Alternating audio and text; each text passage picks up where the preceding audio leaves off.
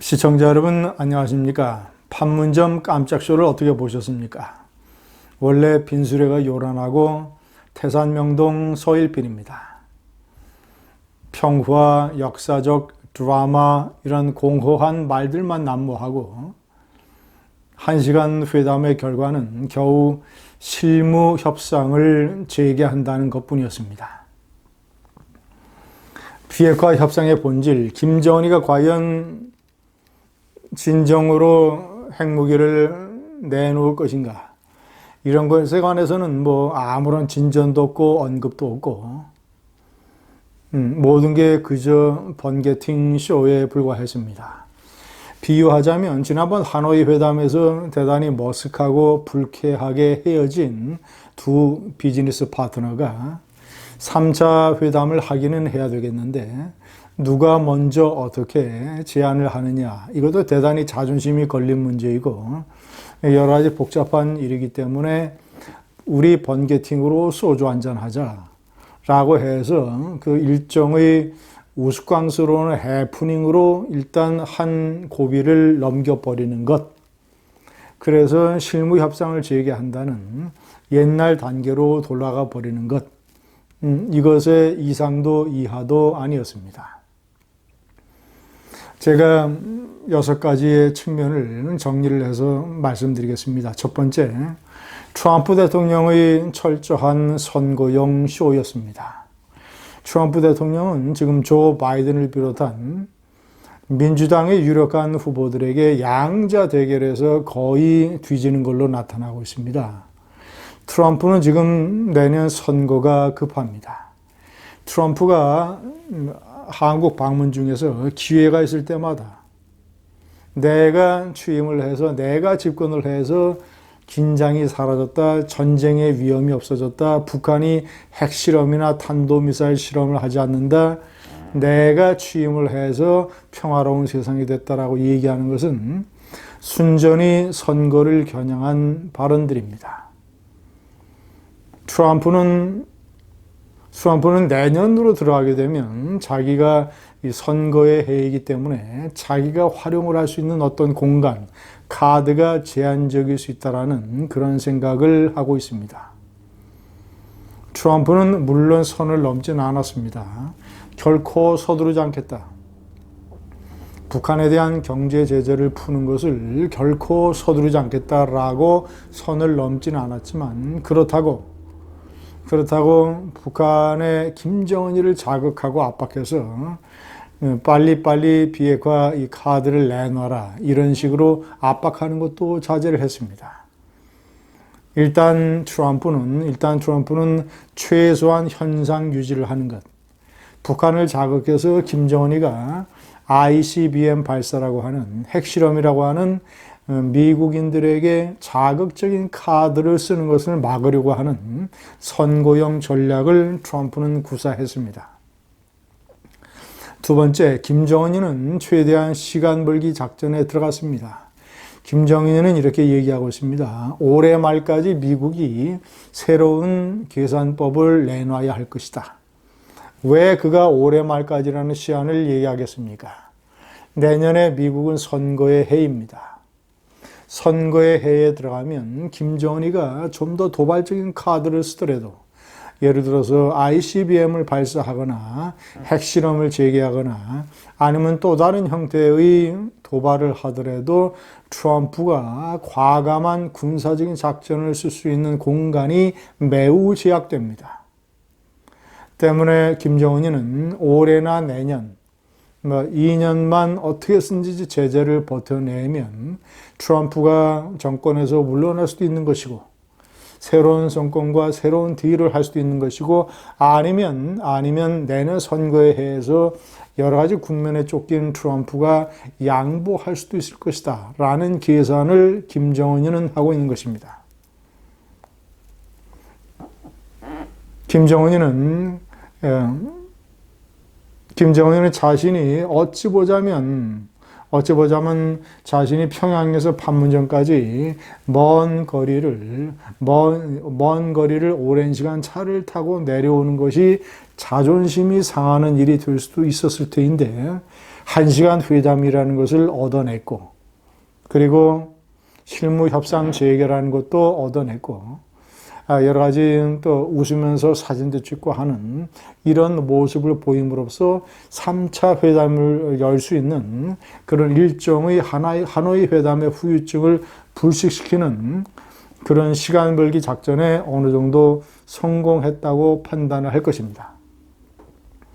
세 번째, 문재인 대통령은 국내적으로 경제, 사회, 여러 가지 정권 관리, 총체적으로 이 무능 상태에 접어든 문재인, 도저히 내년 4월 선거를 앞두고 지지를 회복할 수 있는 카드라고 하는 것이 돌파구가 거의 보이지 않는 문재인으로서는 그가 오직 한 가지 할 수 있는 것, 평화 타령을 다시 읊음으로써 내년 4월 선거에 가는 일종의 자신의 지지자들을 규합을 할 수 있고, 일단 다시 지지율의 회복을 노릴 수 있다는 판단을 문재인은 하고 있는 것입니다. 이거 외에는 할 수 있는 방법이 없으니까. 문재인의 정상회담 모두 발언을 보면 문재인의 평화 타령이 거의 극에 달했다는 것을 알 수 있습니다. 마치 이미 평화가 왔으며 판문점 드라마틱한 사건으로 또 다른 단계의 평화가 펼쳐지는 것이며, 이 평화는 앞으로 계속 확장될 것이라고 하는 완전히 동화 같은 환상에 빠져 있는 문재인의 평화 타령. 이 평화 타령의 전곡을 찌르고 일침을 가한 기자가 미국의 블룸버그 기자입니다. 양정상의 기자회견에서 미국의 백악관 출입 기자 블룸버그 기자는 트럼프 대통령과 문재인 대통령에게 일침을 가했습니다. 질문은 트럼프 대통령을 향한 것이었지만 역시 그것은 문재인에게도 일침을 가하는 것이었습니다. 김정은이가 달라진 게 없는데 악수를 하는 것이 무슨 의미가 있느냐. 이런 상황에서 북한 땅을 밟는 것이 무슨 의미가 있느냐. 아주 노골적이고 전곡을 찌르는 질문이었습니다. 트럼프 대통령과 문재인은 거기에 대해서 사실상 제대로 답변할 수 없었습니다. 트럼프 대통령은 예의 자신이 취임 이후에 가져온 변화, 긴장 완화, 핵실험과 탄도미사일 실험을 북한이 하지 않는다는 것, 이런 것을 얘기했습니다. 이 블룸버그 기자의 일침은 문재인 대통령에게 상당히 아픈 것입니다. 왜냐? 문재인 대통령이 평화를 얘기하는 것과 트럼프 대통령이 평화를 얘기하는 것은 차원이 다르기 때문에 트럼프는 평화와 긴장 완화를 얘기할 수 있습니다. 왜냐? ICBM을 발사하지 않으면 북한의 핵무기라고 하는 것이 미국의 직접적인 위협이 되지는 못하기 때문에, 물론 28,000명의 주한미군에게는 상당한 위협이 되지만 미국 본토에는 ICBM만 없으면 사실상 커다란 위협이 되지 않기 때문에 트럼프는 긴장이 완화됐고 평화가 어느 정도 정착이 됐다라고 말을 선전적으로 할 수가 있습니다. 그러나 남한의 대통령은 다릅니다. 남한의 대통령은 최근에 북한이 개발한 이스칸데르 단거리 미사일, 사드나 패트리어트로도 방어할 수 없는 이런 이스칸데르 미사일 같은 것이 새로운 국면이고, 이스칸데르, 노동, 무스탄 이런 미사일로 인해서 한국에 대한 북한의 핵 위협이라고 하는 것은 오히려 판문점 선언, 평양 선언 이후에 가중되었기 때문에 트럼프가 평화를 얘기를 해도 문재인은 평화를 얘기하면 안 되는 것입니다. 이것을 블룸버그 기자가 일침을 가했습니다. 반면에 국내 청와대 출입을 하는 기자는 한 가지 질문을 했는데 핵심을 놓쳤습니다. 문재인 대통령에게 이렇게 질문을 했어야 됩니다. 영변만 폐기하면 되돌릴 수 없는 비핵화 과정으로 볼 수 있다라고 얘기를 했는데, 이 말은 사실과 다르지 않느냐? 왜냐?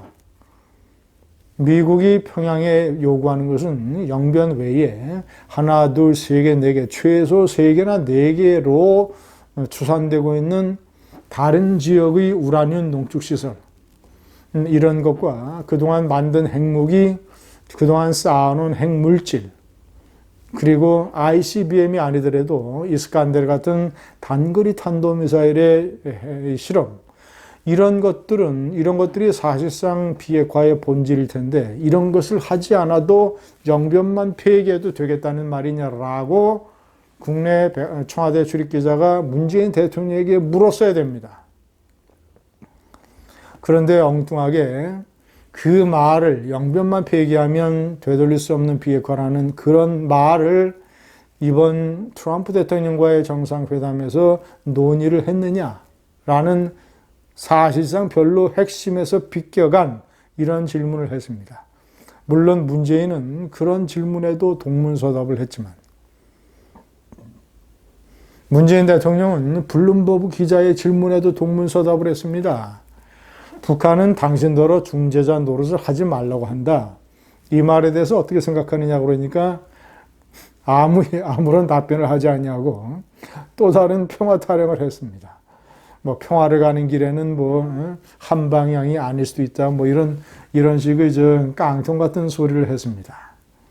결국은 저는 판문점 이 깜짝 쇼는 시진핑과 김정은의 회담처럼 북한이 핵 보유국으로 가는 하나의 단계라고 생각을 합니다.